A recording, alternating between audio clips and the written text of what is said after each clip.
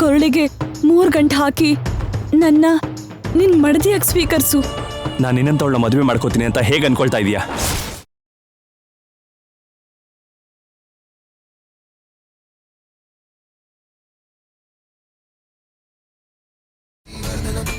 ಮಾನವ ಮತ್ತೆ ನಾಗಿಣಿ ಸೇರಿ ಜೀವನ ಮಾಡೋದು ಅಸಾಧ್ಯ ಅಂತ ನನಗೂ ಗೊತ್ತು. ನೀನ್ ತಾಳಿ ಕಟ್ಟಿದ ಮರುಕ್ಷಣದಿಂದಲೇ ನಾನು ನಾಗಕನ್ಯೆಯಿಂದ ಮನುಷ್ಯಳಾಗಿ ಬದಲಾಗಿ ನಿನಗೆ ಹೆಂಡತಿಯಾಗಿರ್ತೀನಿ.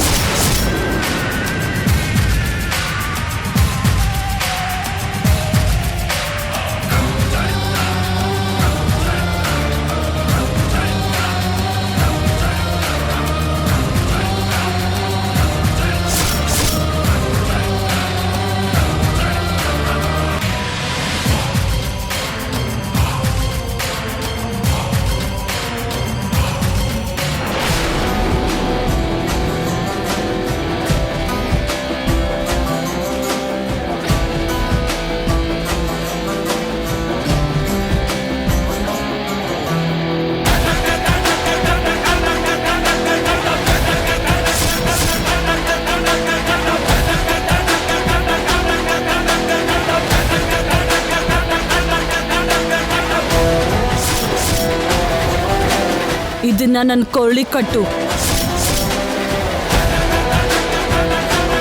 ಕಟ್ಟಲ್ಲ.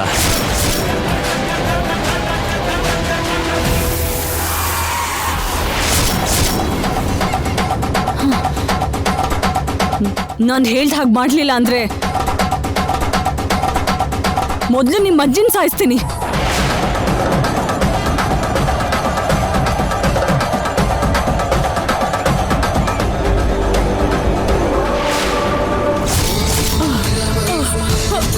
ಅಜ್ಜಿ ಅಜ್ಜಿ ಅಜ್ಜಿ ಅಜ್ಜಿ ಅಜ್ಜಿ ಅಜ್ಜಿ ಏನಾಯ್ತು? ಅಜ್ಜಿ ಏನಾಯ್ತು? ಅಜ್ಜಿ ಅಜ್ಜಿ ಏನಾಯ್ತು? ಅಜ್ಜಿ ನನ್ನ ಮುಂದೆನೇ ನಿನ್ನ ಶಕ್ತಿ ಪ್ರದರ್ಶನ ಮಾಡ್ತಿದ್ಯಾ? ನಾನಿರುವಾಗ ನೀನು ಇವರನ್ನ ಏನು ಮಾಡಕ್ಕಾಗಲ್ಲ. ಏನಾಯ್ತಜ್ಜಿ? ನಿಲ್ಲು ಶಿವಯ್ಯ.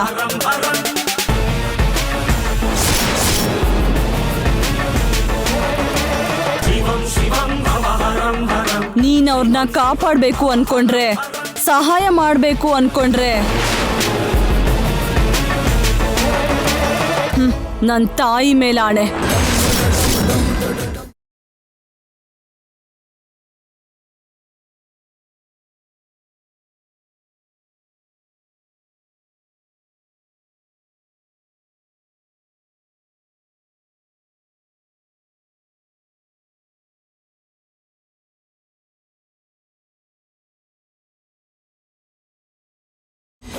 ನಿಮ್ಮಮ್ಮನ ಮೇಲೆ ಆಣೆ ಇಟ್ಟು ನನ್ನ ಅಸಹಾಯಕನ್ನ ಮಾಡೋದು ನ್ಯಾಯ ಅಲ್ಲ.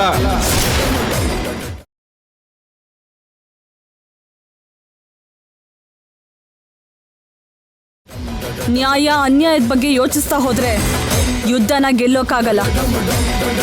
ಇದು ಕೂಡ ಯುದ್ಧನೇ, ನನ್ನ ಪ್ರೀತಿ ಯುದ್ಧ. ನಾನ್ ಗೆಲ್ಲೋದೆ ನನಗ್ ಮುಖ್ಯ.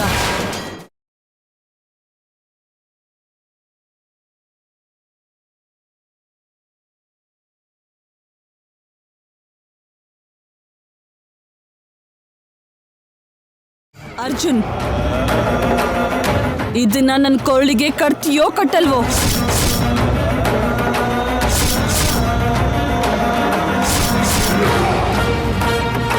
ನೀನ್ ಈ ತಾಳಿ ಕಟ್ಲಿಲ್ಲ ಅಂದ್ರೆ ನಾನ್ ಏನ್ ಮಾಡ್ತೀನೋ ನನಗೆ ಗೊತ್ತಿಲ್ಲ. ನಾನ್ ಕಟ್ಟಲ್ಲ. ಏನ್ ಮಾಡ್ತೀಯಾ? ಕಟ್ತೀಯೋ ಕಟ್ಟಲ್ವೋ? ಕಟ್ಟಲ್ಲ. ಕಟ್ಟಲ್ವಾ? ಕಟ್ಟಲ್ಲ. ಕಟ್ಟಲ್ಲ. ಕಟ್ಟಲ್ವಾ? ಕಟ್ಟಲ್ವಾ?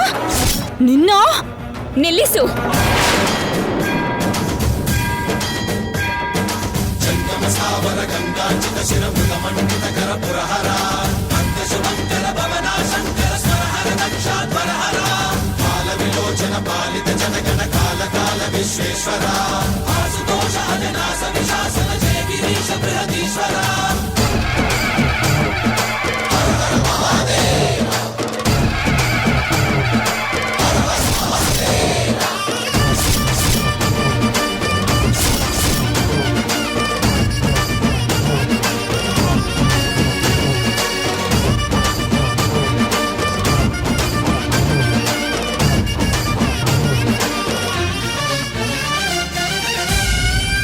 ಮಾಡುತ್ತಿದ್ದೀಯ ಮಾಯಾ?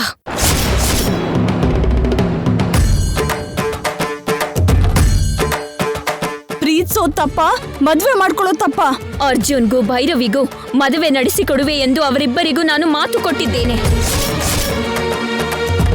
ನಾನು ಮಾತು ಕೊಟ್ಟ ಮೇಲೆ ನೀನು ಹೀಗೆ ವರ್ತಿಸುವುದು ನ್ಯಾಯವಲ್ಲ. ಧರ್ಮವನ್ನು ಪಾಲನೆ ಮಾಡೋದು ನಮ್ಮ ನಾಗಜಾತಿಯ ಲಕ್ಷಣ. ಧರ್ಮವನ್ನು ಅತಿಕ್ರಮಣ ಮಾಡಿದ್ರೆ ಅದು ನಮ್ಮ ಜಾತಿ ಪ್ರತಿಷ್ಠೆಗೆ ಕಳಂಕವೆಂದು ನಿನಗೆ ಗೊತ್ತಿಲ್ಲವೇ?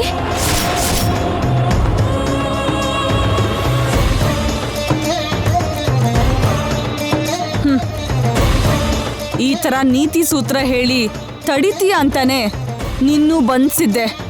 ನಾನು ಧರ್ಮಕ್ಕೆ ಕಟ್ಟು ಬಿದ್ದಿರುವುದಕ್ಕೆ ನಮ್ಮ ಜಾತಿಗೆ ತಾಯಿ ಆಗಿರೋ ಆ ಕದ್ರುವ ದೇವಿ ನಿನ್ನ ಸೆರೆಯಿಂದ ನನ್ನ ಬಿಡಿಸಿದಳು.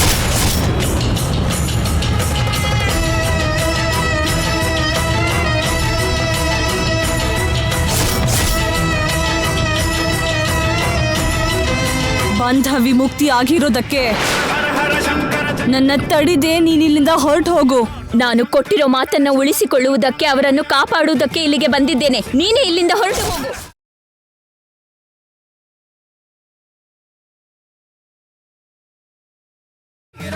ಹೋಗ್ಲಿಲ್ಲ ಅಂದ್ರೆ ಏನ್ ಮಾಡ್ತೀಯ? ಅಧರ್ಮದ ಜೊತೆ ಯುದ್ಧ ಮಾಡುವುದು ತಪ್ಪುವುದಿಲ್ಲ. ಹಾಗಾದ್ರೆ ನಮ್ಮಿಬ್ರಲ್ಲಿ ಸೋಲೋದ್ಯಾರೋ ಗೆಲ್ಲೋದ್ಯಾರೋ ನೋಡೇ ಬಿಡೋಣ.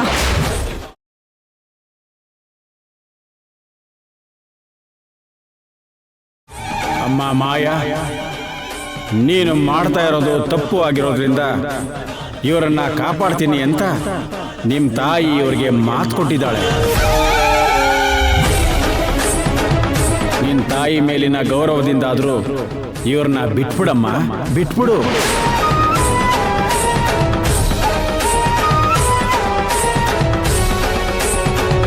ಅರ್ಜುನ್ ಮೇಲ್ ಹುಟ್ಟಿರೋ ಪ್ರೀತಿಸಿದವನನ್ನ ಮದ್ವೆ ಮಾಡ್ಕೋಬೇಕು ಅನ್ನೋ ಕನ್ಸು, ನನ್ ಕನ್ಸನ್ನ ನೆರವೇರಿಸ್ಕೊಳ್ಬೇಕು ಅನ್ನೋ ಆಸೆ, ಇದು ಈಗ ಹುಟ್ಟಿರೋದಲ್ಲ. ಕಳೆದ 7 ಜನ್ಮದಿಂದ ಅರ್ಜುನ್ಗೋಸ್ಕರ ಪರಿತಪಿಸ್ತಾನೆ ಇದ್ದೀನಿ.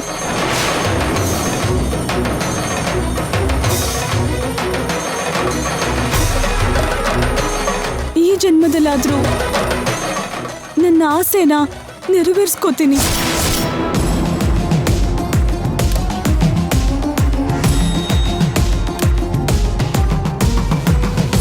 ಅರ್ಜುನ್ನ ಮದ್ವೆ ಮಾಡ್ಕೊಳ್ದೆ ನಾನಿಲ್ಲಿಂದ ಹೋಗಲ್ಲ.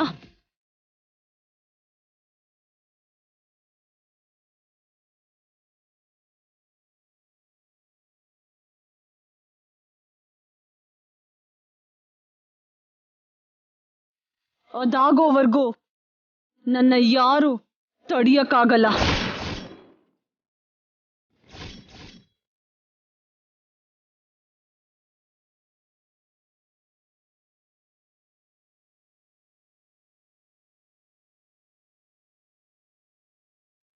ಅಮ್ಮ ಕದ್ರುವಾದೇವಿ, ನಿನ್ನ ಮಗಳು ಮಾಡ್ತಾ ಇರೋದು ಅಧರ್ಮ ಆಗಿರೋದ್ರಿಂದ, ತಪ್ಪು ಮಾಡ್ತಾ ಇದೀಯಾ ಅಂತ ಹೇಳಿದ್ರು ಅರ್ಥ ಮಾಡ್ಕೊಳ್ಳದೆ ಇರೋದ್ರಿಂದ ಶಿಕ್ಷೆ ಕೊಡೋದು ತಪ್ಪೋದಿಲ್ಲ.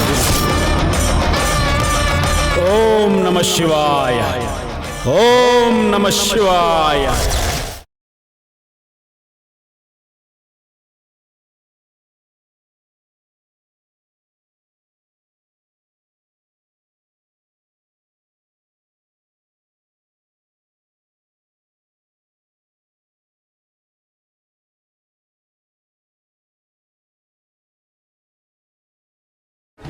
ಓಂ ನಮಃ ಶಿವಾಯ.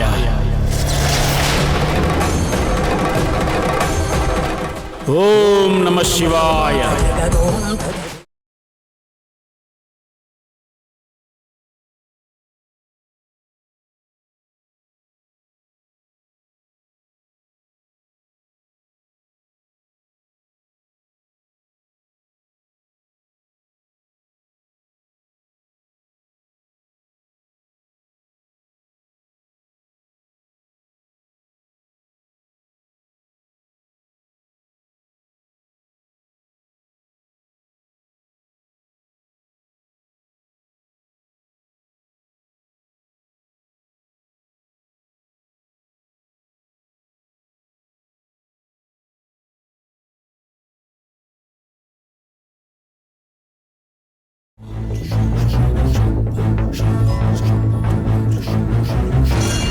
ನಿಮ್ಮನ್ನ ಹೆದರಿಸಿ ಭಯಪಡಿಸಿದ ಈ ನಾಗಕನ್ಯೆನ ಬಂಧಿಸ್ಬಿಟ್ಟೆ.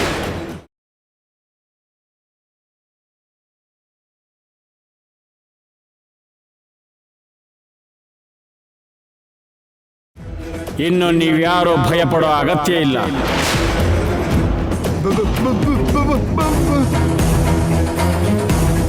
ಓಂ ನಮಃ ಶಿವಾಯ.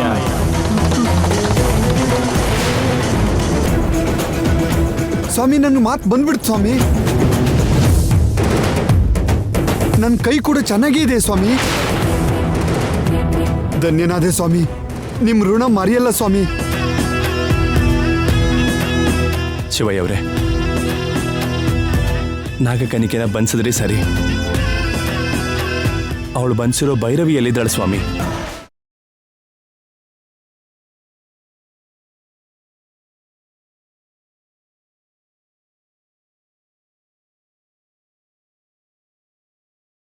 ನನ್ನ ಭೈರವಿ ಎಲ್ಲಿದ್ದಾಳೆ ಅಂತ ನಾನು ಹೇಗೆ ತಿಳ್ಕೊಳ್ಳೋದು ಸ್ವಾಮಿ?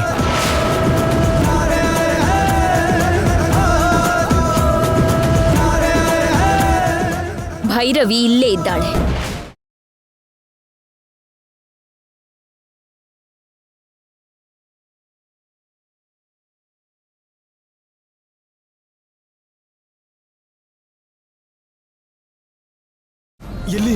ಎಲ್ಲಿದ್ದಾಳೆ?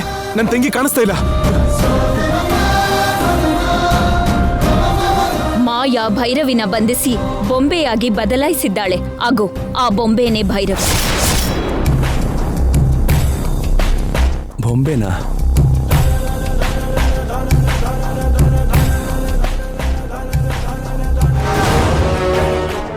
ಅಲ್ಲಿ ನೋಡಿ, ಭೈರವಿ.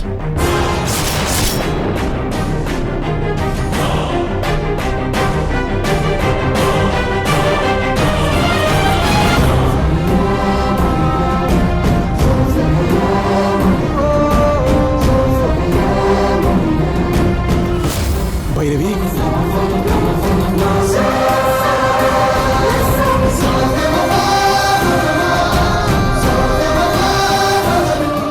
ಭೈರವಿ, ಭೈರವಿ.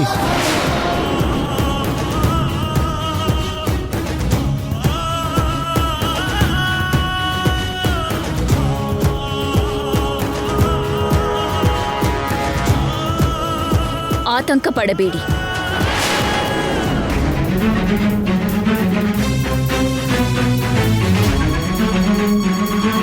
ಮಾಯಾ ಅವಳ ಶಕ್ತಿಯನ್ನ ಉಪಯೋಗಿಸಿ ಭೈರವಿನ ಬೊಂಬೆಯಾಗಿ ಬದಲಾಯಿಸಿದ್ದಾಳೆ.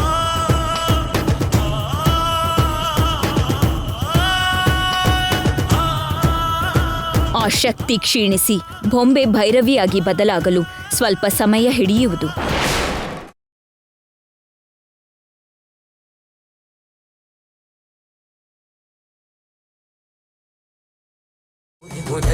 ಅಲ್ಲಿವರೆಗೂ ಈ ಬೊಂಬೆನ ತೆಗೆದುಕೊಂಡು ಹೋಗಿ ನಿಮ್ಮ ಮನೆಯಲ್ಲಿ ಪೂಜೆ ಮಾಡುವ ಜಾಗದಲ್ಲಿ ನಾಳೆ ನೀವು ನಿಗದಿ ಮಾಡಿರೋ ಮುಹೂರ್ತದಲ್ಲಿ ಅರ್ಜುನ್ ಭೈರವಿ ಮದುವೆ ನಡೆಯುವುದು.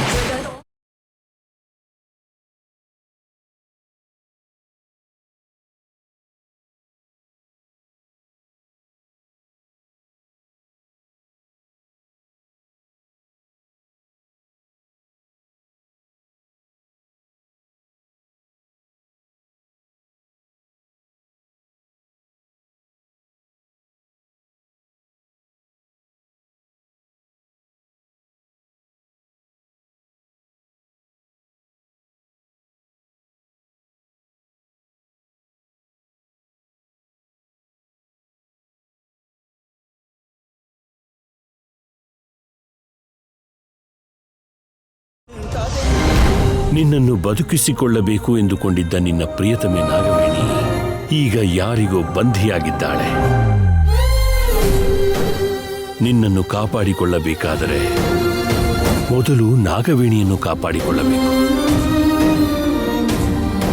ನಾಗವೇಣಿಯನ್ನು ಯಾರು ಬಂಧಿಸಿದ್ದಾರೆ, ಎಲ್ಲಿಟ್ಟಿದ್ದಾರೆ ಎಂದು ತಿಳಿಯುತ್ತಿಲ್ಲ ಫಣೀಂದ್ರ. ನಿಮ್ಮನ್ನು ಕಾಪಾಡಲು ಗುರುಸ್ಥಾನದಲ್ಲಿದ್ದೂ ಕೂಡ ನಾನು ಅಶಕ್ತನಾಗಿದ್ದೇನೆ. ಏನು ಮಾಡಬೇಕೆಂದು ನನಗೆ ಏನೆಂದು ತಿಳಿಯುತ್ತಿಲ್ಲ.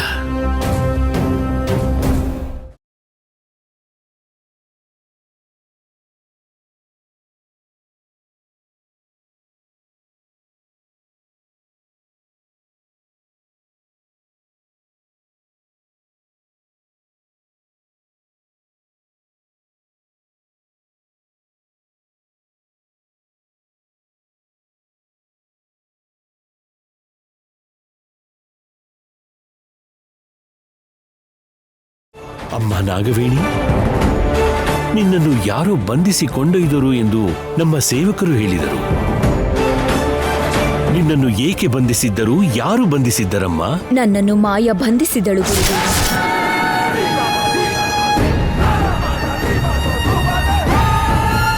ಮಾಯಾನ? ನಿನ್ನನ್ನು ಬಂಧಿಸಿದ್ದು ಮಾಯಾನ? ಹೌದು ಗುರುದೇವ. ನನ್ನ ಭಕ್ತೆಯೊಬ್ಬಳನ್ನು ಮದುವೆ ಮಾಡಿಕೊಳ್ಳಬೇಕೆಂದಿದ್ದ ಅರ್ಜುನನ್ನು ಮಾಯ ಮದುವೆ ಮಾಡಿಕೊಳ್ಳಲು ಬಯಸಿದಳು. ಹೌದೇ? ಹೌದು ಗುರುದೇವ. ಆ ಭೈರವಿಗೂ ಅರ್ಜುನ್ಗೂ ಮದುವೆ ಮಾಡಿಸುತ್ತೇನೆ ಎಂದು ನಾನು ಮಾತು ಕೊಟ್ಟಿದ್ದರಿಂದ ನನ್ನನ್ನು ಬಂಧಿಸಿ ಭೈರವಿಯನ್ನು ಮದುವೆ ಮಾಡಿಕೊಳ್ಳಬೇಕೆಂದಿದ್ದ ಅರ್ಜುನನ್ನು ತಾನೇ ಮದುವೆ ಮಾಡಿಕೊಳ್ಳಲು ಆಸೆಪಟ್ಟಳು. ತನ್ನ ಆಸೆಯನ್ನು ನೆರವೇರಿಸಿಕೊಳ್ಳಲು ಮಾಯ ಇಷ್ಟು ಅಮಾನುಷವಾಗಿ ವರ್ತಿಸಿದಳು. ಆ ಮಾಯ ತಾನು ಕಂಡ ಕನಸನ್ನು ನಿಜ ಮಾಡಿಕೊಳ್ಳುವುದಕ್ಕಾಗಿ. ಅರ್ಜುನ್, ಇದನ್ನ ನನ್ನ ಕೊಳ್ಳಿಗೆ ಕಟ್ತೀಯೋ ಕಟ್ಟಲ್ವೋ?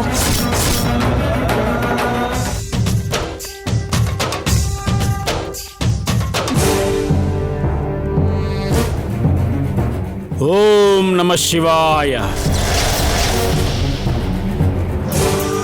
ಬಾ, ಈ ಸೀಸೆ ಒಳಗೆ ಪ್ರವೇಶ ಮಾಡು.